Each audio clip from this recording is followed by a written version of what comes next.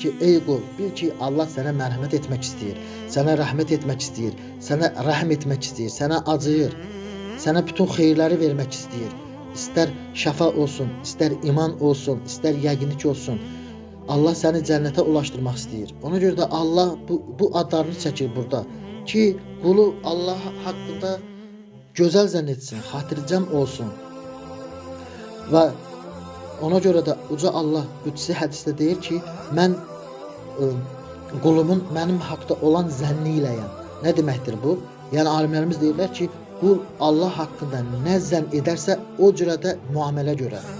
Yəni özəlliklə də xəstə əgər düşünürsə ki, Allah mənə şəfa verəcək, Allah mərhəmətlidir, Allah ona mərhəmət edəcək, şəfa verəcəkdir. Çünki Allah haqqında doğru düzgün düşündü, doğru düzgün zənn elədi yəni.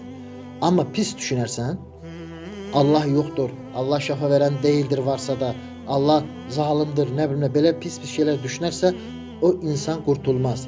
Xəstəsə də şəfa görməz. Çünki Allaha qarşı üsyan içərisindədir.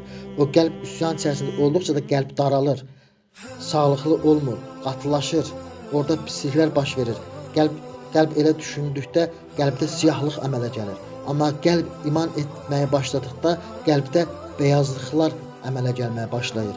O beyazlıqlar nə qədər çoxalırsa yəqinliyin güclənməsi ilə qəlbdəki o qaralmış sıxıntılar da eləsinə çəkilməyə başlayır. Ta ki qəlb bəmbəyaz olur, günahlardan arınmış olur.